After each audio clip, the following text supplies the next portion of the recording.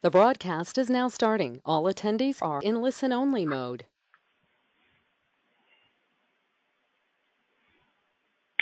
Well, hello, good afternoon, and welcome to today's Ford 6R80 Updates presentation. I'm ATRA Technical Advisor David Chalker, and I will be walking you through this presentation.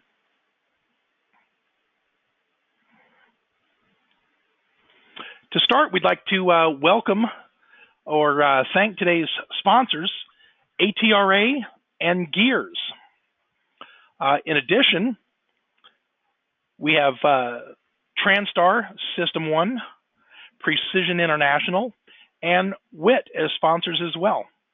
And we just want to thank all of our sponsors, without whom these webinars would not be possible. So thank you very much.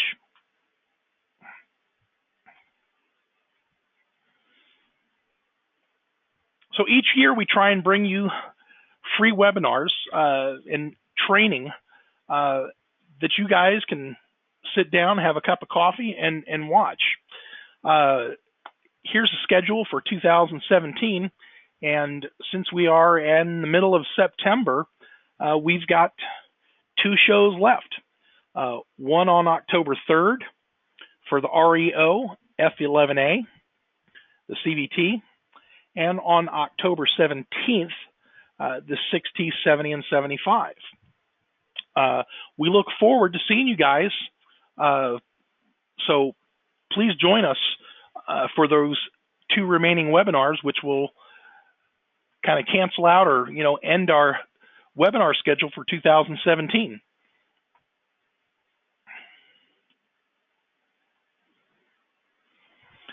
Expo. Next month. I cannot believe that it's here already. It seems like last year's just went by.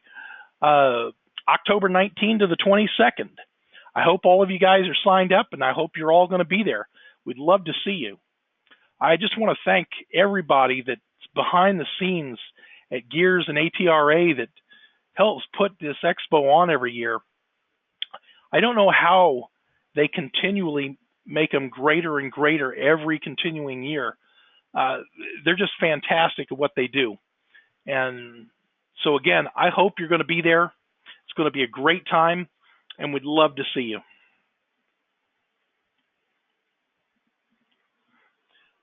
So during this presentation, if you have any questions or comments, send me an email to webinars@atra.com. If you have any questions, feel free to text them in at any time.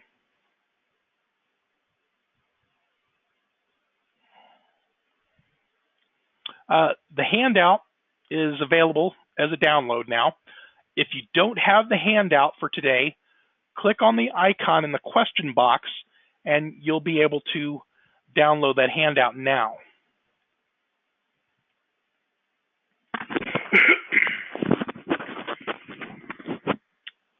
So let's start with Ford 6R80 updates.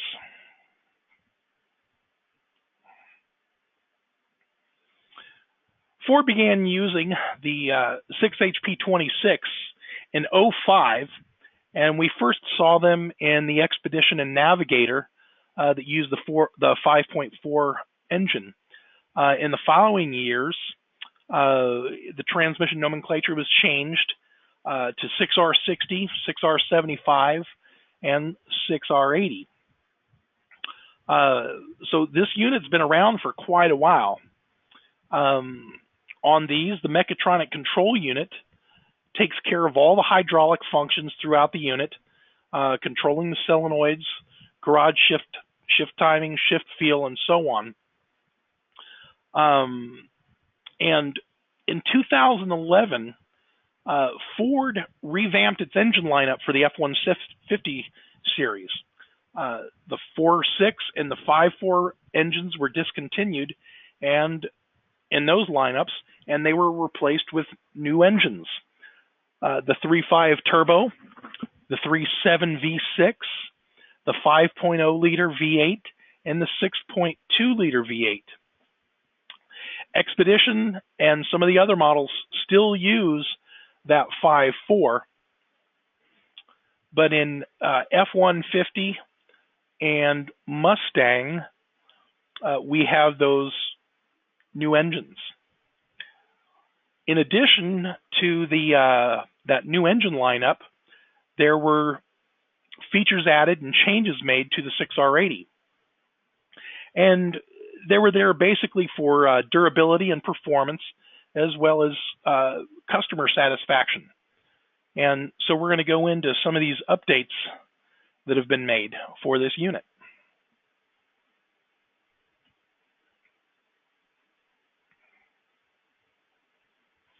So to start with, we have turbine shaft and stator differences. Here we show the front of the stator for the 6R80 and also for the 6R60. On the right-hand side, we see the 6R60 has a stator bushing in the front. The 6R80 does not. This 6R80 with no bushing here began in 2009.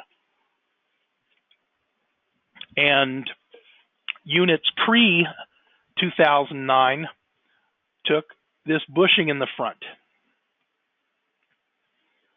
So here is the turbine shaft, and these are the differences on the turbine shaft. On the earlier models, pre-2009, the 6R60, 6R75, and so, you're probably familiar with these if you've done any work on them. They have two sealing rings to control oil flow.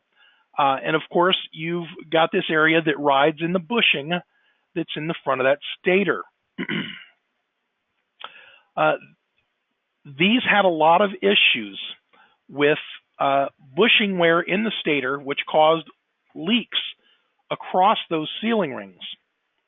And it was a big problem with this E-clutch, creating, slips and flares, and as well as burned overdrive clutches.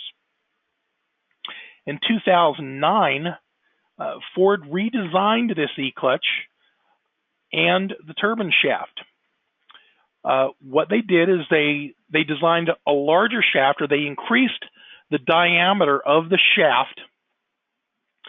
And so where this rides in the stator, there's a greater area of support. And now this part of the shaft is what does all the holding and the alignment. And of course now, instead of the bushing, there's no bushing here, and you have 3 sealing rings instead of 2 sealing rings. So the shaft is larger in diameter, and it has those sealing rings, and this was done to provide for greater stability on the shaft and improved sealing across those rings, which helped a lot with the slip and flare and burn issues with that E-clutch. Now, in addition, you will notice that there is a spline count difference.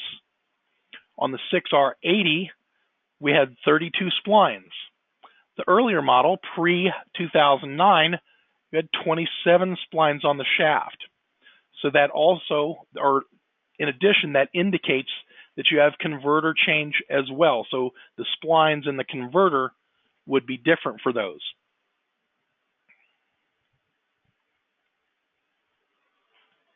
Also in 2009, there were valve body and spacer plate changes that took place.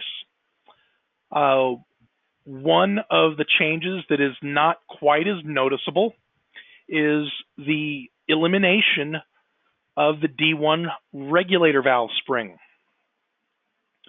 In 2009, the D1 regulator valve spring was removed from the valve body, and then there was also an elimination of solenoid dampers. And we'll get to that here. So here we show our solenoid damper, and this is where they're located in the channel plate. And if you look at them, here we have the VFS6, or the torque converter clutch damper, the VSS4, or the D-clutch damper, The VFS5, which is pressure control A, line pressure solenoid. VFS3, which is your C clutch. VFS2, the B clutch, and VFS1, which is the A clutch.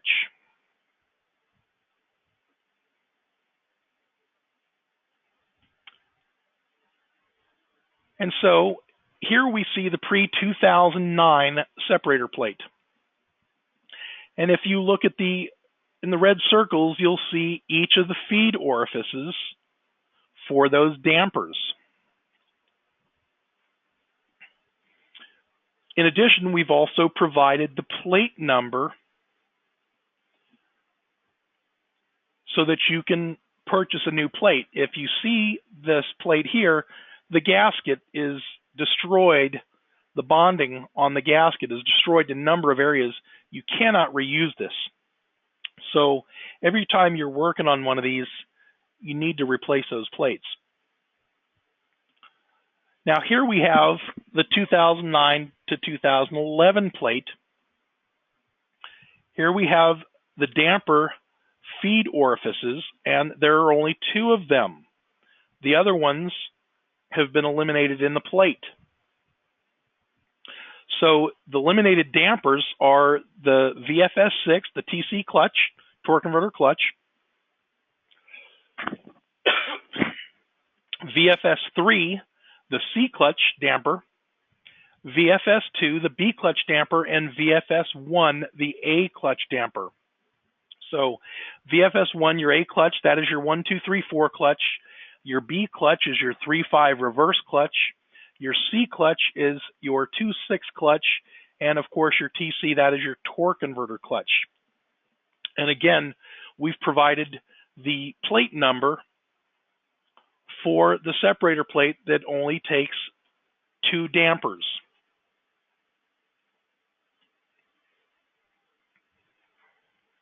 So in addition to those changes, in 2011, a one-way clutch was added to the unit. The addition of this one-way clutch required a number of changes to the transmission case, the center support, which is your C and D clutch support, all of its components, as well as the rear planetary assembly. Changes were again made in the valve body, changes made to the molded lead frame, as well as the wiring harness, plus changes to computer strategy for control of the D clutch. The TCM was removed, so it's no longer inside the transmission, and now the PCM is what takes care of all transmission control. So prior to 2011, there were a number of complaints with shifting issues, mostly 1-2 and harsh 2-1 shifts. Ford tried a number of things to correct this complaint by updating PCM and TCM calibrations. They didn't have the desired effect. So Ford decided that they would add a one-way clutch, which would help provide smoother transitions for your 1-2 and your 2-1 gear change. Adding this one-way clutch required a change in the strategy for the application of the D clutch, as well as solenoid D. So in previous models that did not take the one-way clutch, the D clutch applies throughout first gear. In the later models, with the one-way clutch, the D clutch is only applied until 3 miles an hour, and then it is released. In the earlier models, with no one-way clutch, shift solenoid D or the variable force solenoid 4 for your D and E clutch, that solenoid was not turned on until second gear.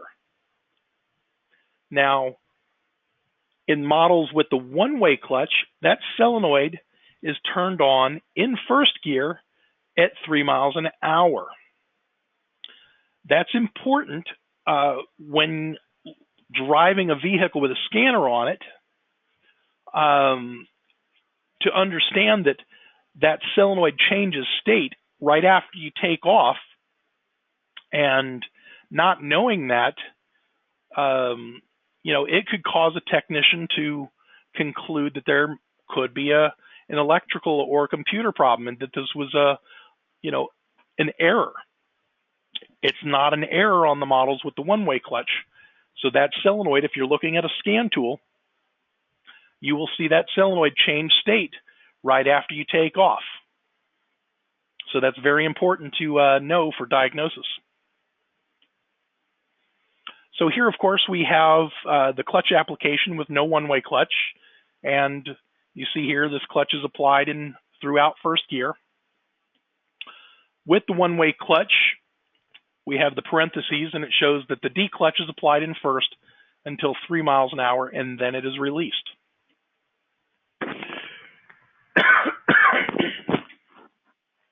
Changes to the case were made. In this diagram here, in this photo here, you'll see that the D2 casting right here, this casting has been cast closed. And so there's no orificing, there's no portal for the D2 clutch passage. In addition, this area of the case, a window was added for the insertion of what's called the bias spring. The bias spring is an anti-clunk spring, and basically is used to help hold the one-way clutch in the case and prevent it from rotating and making a clunk noise or a bump. This here is your bias spring, and it's basically inserted into the case exactly as shown here. You hold on to this part here, and this piece of the spring goes into the case, and then this piece here is fitted up under the case in this side.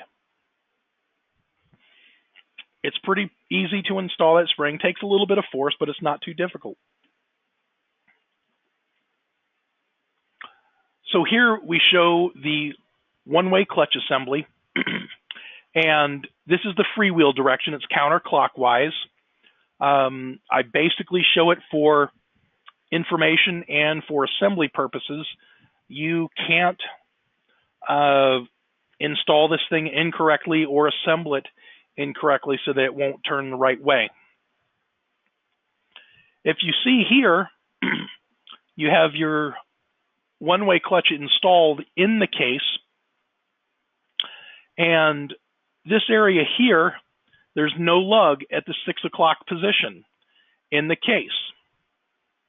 So if you see all of your lugs on your one-way clutch here, you'll notice that there is this one lug missing, and that is the area where it's indexed into that 6 o'clock position.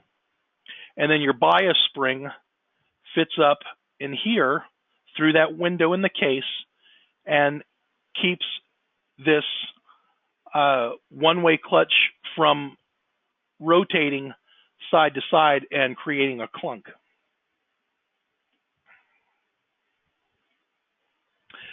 So here we show that one-way clutch assembly with the springs and locks.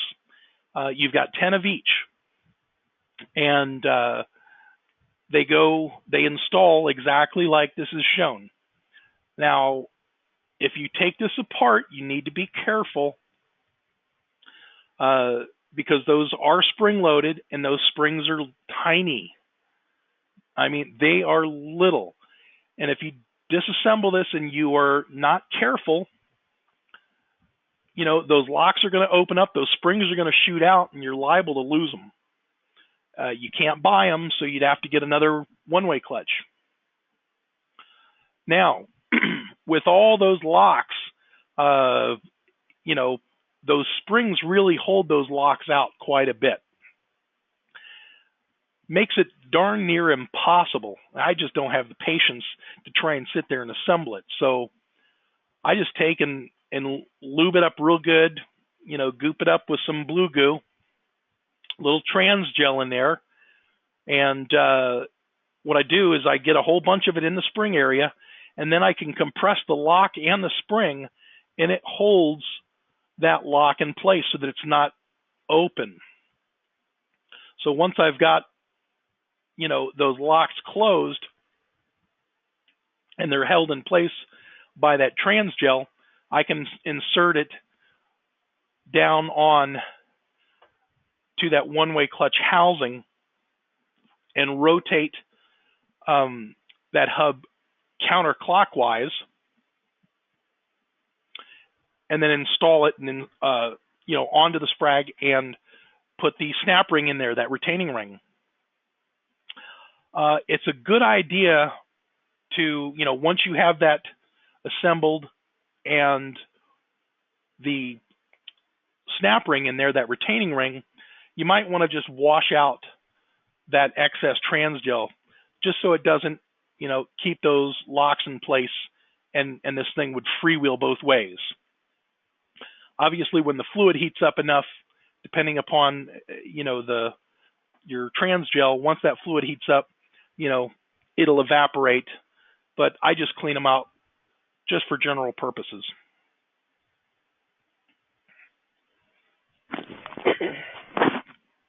So here we have the planetary, the rear planetary, and on the left here we have the early planet, no one-way clutch, and we see that the clutch splines, they're much longer on the models with no one-way clutch, and on the later planet with the one-way clutch, those clutch splines were shortened quite a bit to allow for the addition of that one-way clutch to be installed.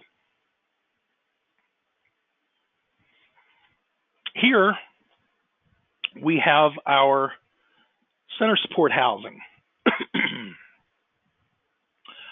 In the early support, over on the left, with no one-way clutch, we have this D2 passage, and this D2 passage is open. There's a hole there. On the late support with the one-way clutch, this D2 passage is cast shut. Here is another view, excuse me, and this shows this early support here. This shows your D1 apply, this area here, and your D2 apply, which is this area here. And in the late model with no one-way, or with the one-way clutch, there is no D2 apply area. It is completely eliminated. Of course, this passage here is eliminated, so there's nowhere for oil to go anywhere for a D2. In addition, there's an air bleed capsule added into this circuit. You can't see it in this photo, but it's going to be located in this area right where that arrow is pointing. And I'll get to this D2 apply and the air bleed capsule and the elimination here in just a moment. Here we show the center support housing piston assemblies. You've got your piston assembly with no one-way clutch shown here. This is your D2 apply area that you saw here. And here, your piston assembly with the one-way clutch. There is no D2 apply surface or area in this piston. So hydraulically, here is what is going on. The 6R80 with no one-way clutch used the D2 passage. The D2 passage was used as a dual feed to control apply and release of the D clutch.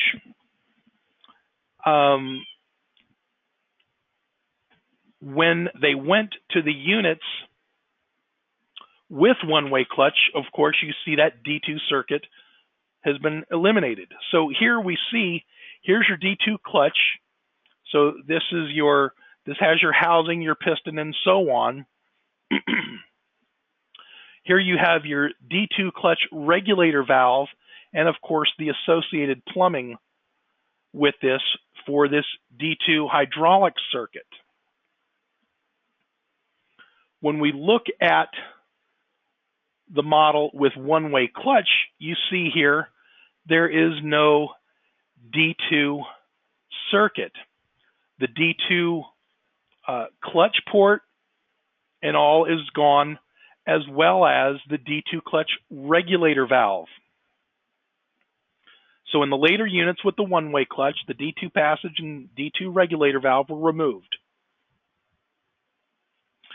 You still have the D2 clutch latch valve that remains in the circuit. And also here we see that air bleed, which is here, and where it goes through or into that capsule in this support, it exits out through the side. And you can see that on a different support, or a different photo, but not in this photo here.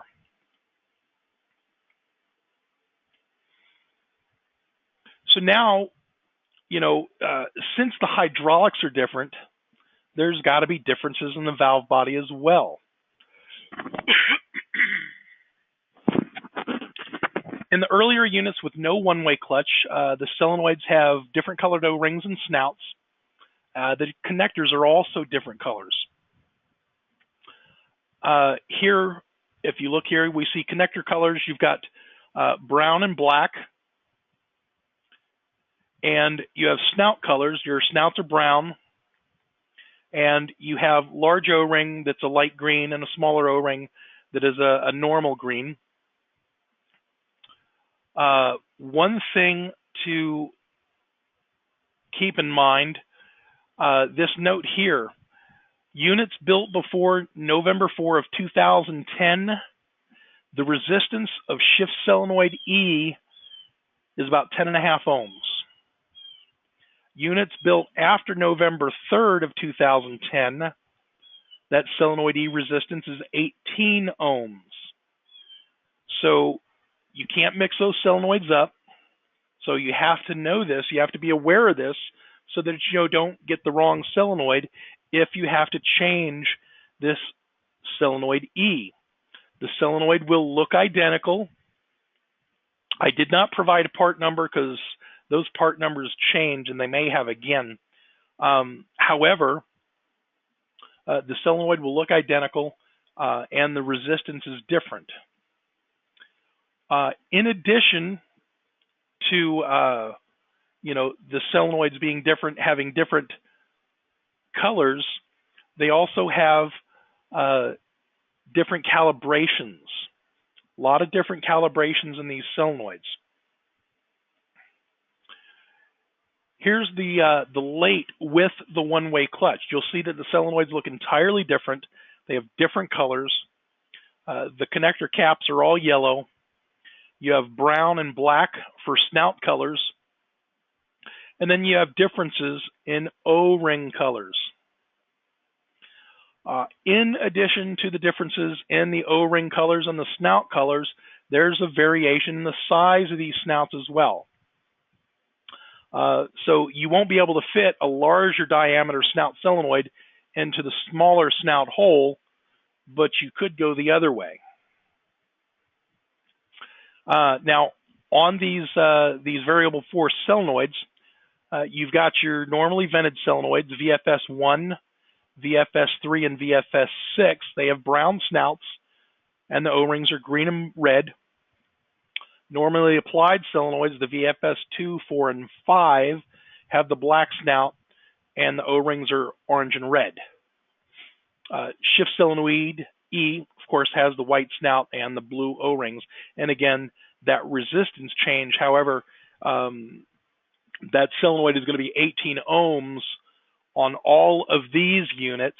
On all of the units with the one-way clutch, that solenoid E is going to be the same.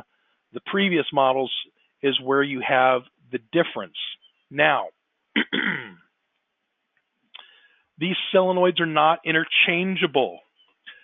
It is very good practice, excuse me, to mark both the valve body and your solenoids. So you want to have a mark matching so that you don't get those solenoids in the wrong spot. For instance, changing these two brown snout solenoids could create a problem. The way that we look at this, you have a band number on these solenoids. The band number is an identification for the calibration of the solenoid.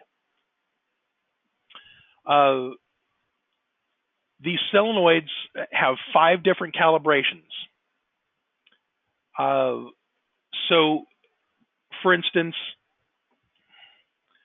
on this shift solenoid A, or this variable force solenoid number 1, here, you have 5 different calibrations of that solenoid. The way that you know whether you have the right one, it goes by this band number.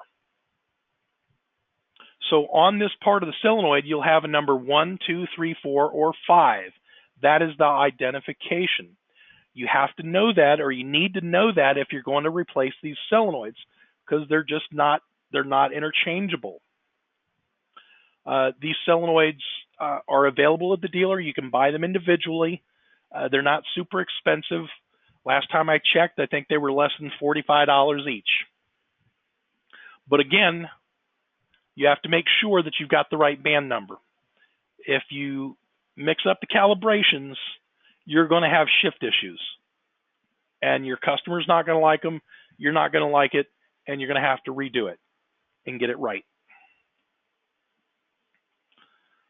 So now that we've gone over the solenoid calibrations, all right, we also have solenoid strategy identification. Here in this photo on the left, we show the solenoid strategy identification tag. This tag is only going to be on units that are PCM controlled. So PCM control and a one-way clutch. This tag is really going to be your only identification externally. So if this tag is non-existent on the unit, it's not a PCM controlled vehicle. Now, if there's a spot for this tag, and there is a little raised area where that tag sits, sometimes the tag is gone. And if the tag is missing, and has been destroyed, you do have the number on the valve body. It's a 13-digit number. It's got all numbers, or it's a 13-digit code, rather, with all numbers. So if you see this tag and this valve body, the number matches. Now, very important, there will be a solenoid strategy identification in the PCM. So when you hook a scan tool up, you can locate and identify the solenoid strategy identification through your scanner. What you have on the scanner must match the tag on the case, the tag on the valve body.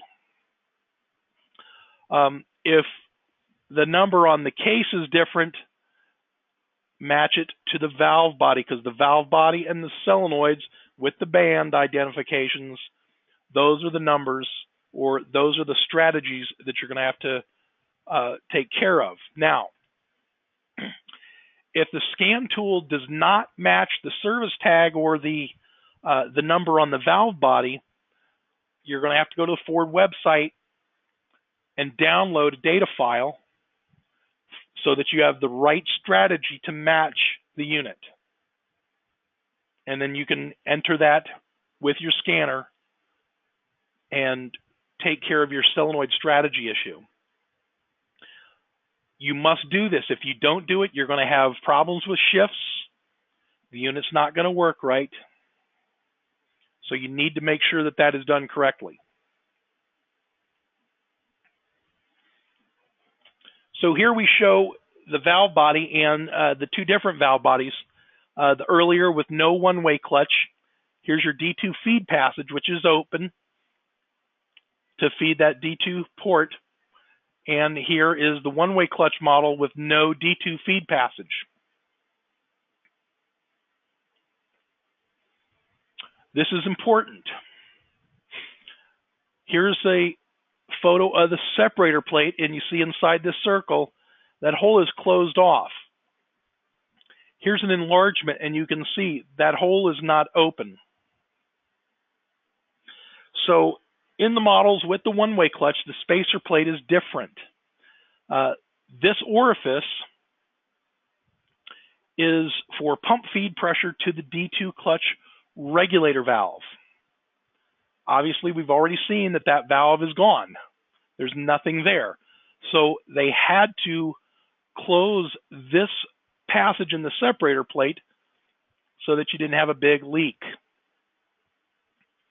I've provided the part numbers for the plates, and here is the part number for the late plate with the one-way clutch. Now, if you didn't pick up on it already, your solenoid damper feed orifices, all 6 of them again. So on the models with the one-way clutch, all of the dampers were reinstalled, so you have 6 dampers again, and that plate's different. And of course, we have that part number on the plate so that you can identify, as well as this D2 regulator valve feed hole, so that you don't interchange the wrong plate with a pre-09 spacer plate with the 6 damper feeds and your 6R80 with the one-way clutch and the no D2 feed. So you need to be careful of that so you don't get the wrong plate.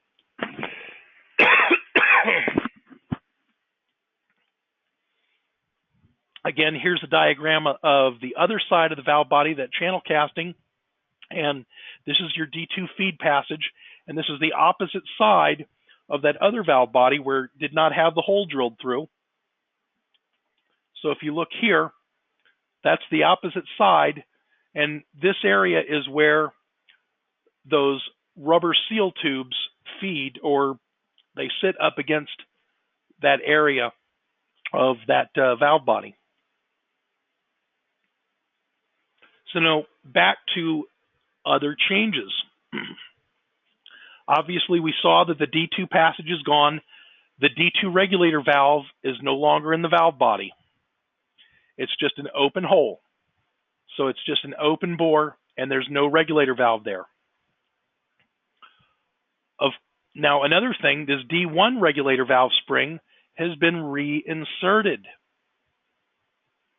So if you remember, the 2009 change eliminated that D1 reg valve spring. The models with the one-way clutch put the spring back in and eliminated the D2 regulator valve.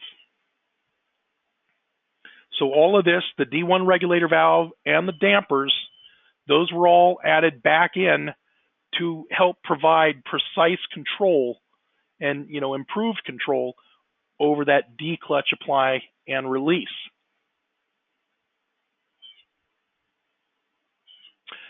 So next we have the lead frame. These are the models with no one-way clutch. So this is TCM operated. Here you can see the TCM located on this conductor plate.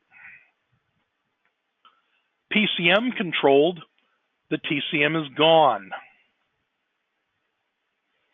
So with the PCM control, no TCM there, you're going to have differences in wiring harnesses and, you know, all those things. So refer to your factory manual for wiring colors and diagrams, because they may change from year to year and model to model. So you want to be aware of that. Now, in addition to all of the electronic control and changes, they also provided for driver control. So select shift feature was added. On vehicles equipped with select shift, you have two different shifter select patterns. You'll have one for the truck models.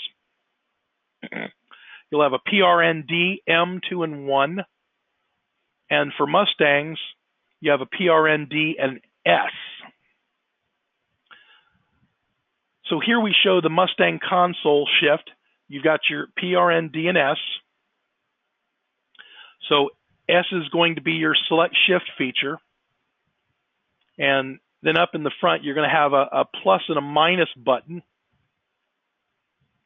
Here's your truck models, your console shift for like your F-150s, your Navigators, so on. And here you see the PRND M21. M is going to be your select shift position. Excuse me. And here you see there's a plus and a minus button there on the shifter. This is the column shift, and of course you see the plus and the minus.